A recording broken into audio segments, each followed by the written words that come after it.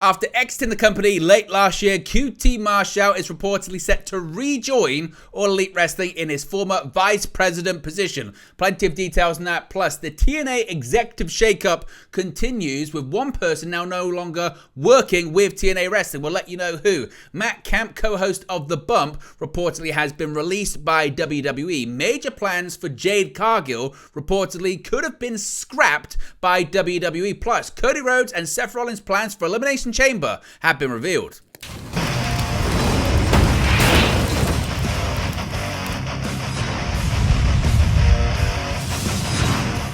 Hey guys, welcome back to Wrestling News 365. Hope everyone is doing very well. As always, there are plenty of news stories to get into in the world of professional wrestling. Let's start off talking about some very surprising news this evening regarding QT Marshall being set to rejoin All Elite Wrestling. Yes, QT Marshall is All Elite. Again, Fightful are reporting that they have learned that QT Marshall is returning to All Elite Wrestling, but in a much different capacity.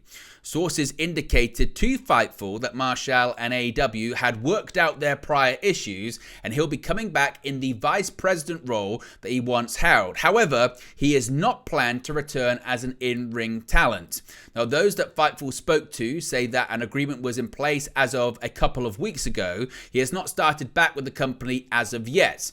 Now, Fightful have been told that Marshall is free to wrestle outside of All Elite Wrestling with the exception of WWE. The 38-year-old Marshall hasn't wrestled since his AEW deal officially ended on December 31st until this past week's TCW show, but has shown off his physical transformation on Twitter. Now, Marshall has been busy post AEW, as I mentioned. He's undergone a bit of a physical transformation, which you can see on his social media platforms. But Marshall has also teamed up with Teal Rhodes to revive Turnbuckle Championship Wrestling, of course, which was a creation of the American Dream Dusty Rhodes. Their first show was February 8 in McDonough, Georgia, and featured former WWE superstar Matt Cardona, as well as Scotty Riggs, Glacier, Aaron Solo, and more. So what are your thoughts on QT Marshall returning to AEW, not as an in-ring talent, but in his vice president position that he previously held, being alongside Tony Khan in writing the shows and coming up with creative for the shows, etc.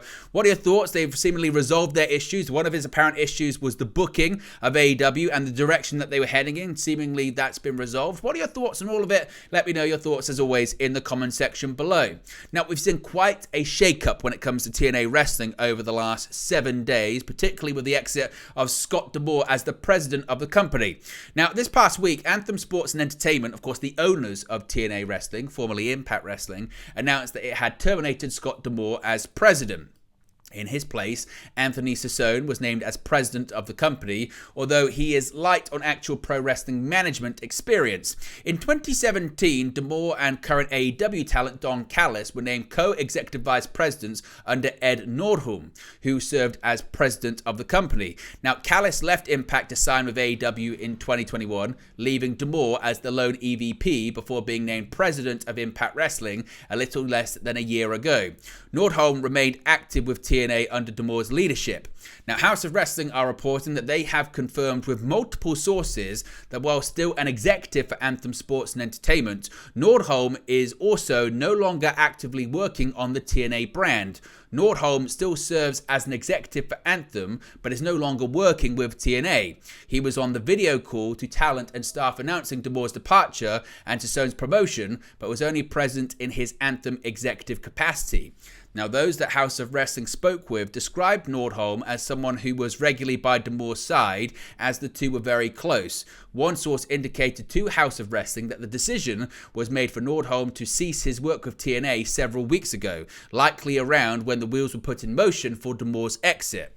House of Wrestling have also been told that Nordholm is no longer working on the sports side of Anthem in general. Now, when talent were made aware of D'Amore's departure, they were told they could have talks about being released behind closed doors. As of now, House of Wrestling says they've not learned of any talent asking for their release, but they should know more about the situation following the next round of TNA television taping. So what are your thoughts on the shake-up when it comes to the executive side of TNA Wrestling? Is it a good thing? Is it a bad thing? How do you think this affects TNA so early into its rebranding after only rebranding back to TNA Wrestling from Impact last month? Let me know your thoughts and reaction to that in the comment section below as well. Now, this is a bit of surprising news when it comes to a departure from WWE. Now, if you cast your mind back a little more than 2 months ago, after NXT personality Mackenzie Mitchell was surprisingly released from WWE, the promotion has made another shocking cut. PW Insider is reporting that Matt Camp, best known for co-hosting WWE's YouTube show The Bump, was released from WWE last week. Now, the release marks the end of Camp's 5-year run with the promotion, having signed in September of 2019, only a month before The Bump began airing in October. Camp would go on to appear on every episode of The Bump until last week, with no reason being given for his absence. In addition to his Bump obligations, Camp also appeared on WWE Network/Peacock shows Raw Talk and SmackDown Lowdown, as well as serving on the panel for WWE Premium Live Event kickoff shows too. Camp's work ethic and knowledge of the WWE product have led to many in WWE being shocked by his release, and no reason has been given for why he was let go. Now, his next move is also uncertain, though he was active in wrestling before signing with WWE, having worked as the lead announcer for Tommy Dreamer's House of Hardcore promotion, while also contributing to Busted Open Radio. So certainly surprising news that not many people saw coming for Matt Camp and his departure from WWE. What's your reaction to that? Do you care? Do you watch The Bump that often? Are you surprised by that news? Let me know your thoughts about that in the comment section below. Now, the latest episode of The Bump aired today, which featured guest appearances from LA Knight and Big E. The show was hosted by Megan Morant and Sam Roberts, seemingly confirming that Roberts will be serving as Camp's replacement on the show moving forward. So seemingly that's the person that's going to be replacing Matt Camp. That's the latest when it comes to The Bump.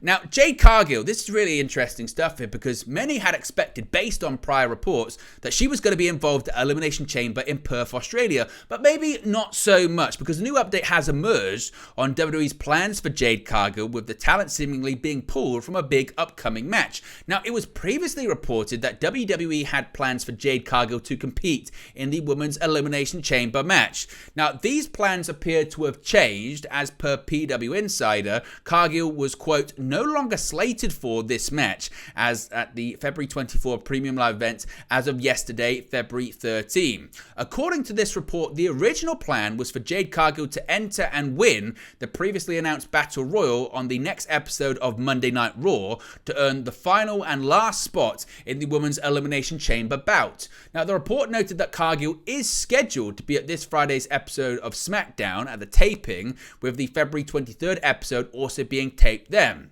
It was pointed out that WWE could always pivot again with Cargill's plans ahead of the double taping, but as of yesterday, quote, Jade Cargill is no longer slated for the Women's Elimination Chamber on February 24 in Perth, end quote. Now, Cargill made her WWE in-ring debut in the 2024 Women's Royal Rumble match, where she contributed to the eliminations of Naomi, Becky Lynch, and Nia Jax.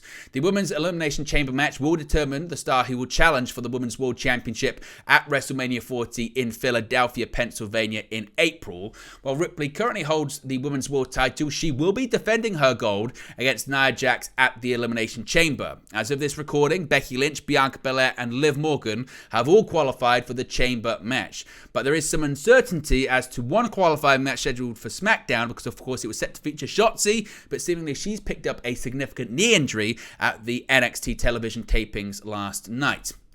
Finally, when it comes to Elimination Chamber, two people we do know their plans for is Cody Rhodes and Seth Rollins. Now, with Cody Rhodes set to face undisputed WWE Universal Champion Roman Reigns at WrestleMania 40 this April, and WWE World Heavyweight Champion Seth Rollins awaiting the winner of the Men's Elimination Chamber match, neither man appeared to have much to be going on and doing going into the Elimination Chamber Premium Live events. That will now change thanks to a certain SmackDown superstar. On X early Wednesday afternoon, WWE announced that both Rhodes and Rollins would be guests on a special edition of the Grayson Waller Effect at Elimination Chamber. An accompanying video of Waller at poolside talking trash about Rhodes and Rollins before declaring that the Grayson Waller Effect episode with Rhodes and Rollins would be the biggest in history.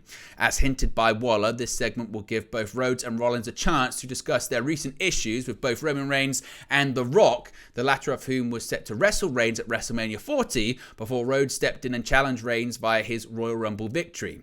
The segment will also be a huge moment for Grayson Waller, as it will be taking place in his native Australia, where he wrestled for several years before joining WWE. But there you go, guys. This is the latest pro wrestling news for you. Be sure to smash a like on the like button. Be sure to subscribe, bottom right hand corner. As always, let me know your thoughts in the comment section below, and I'll speak to you again very, very soon. Hey guys, thank you for watching, listening, streaming, or however you come across this video today. Be sure to click on the video on the right there to watch our next video, or click the bottom there to subscribe, or the bottom right hand corner. Thank you very much, and I'll speak to you again very soon.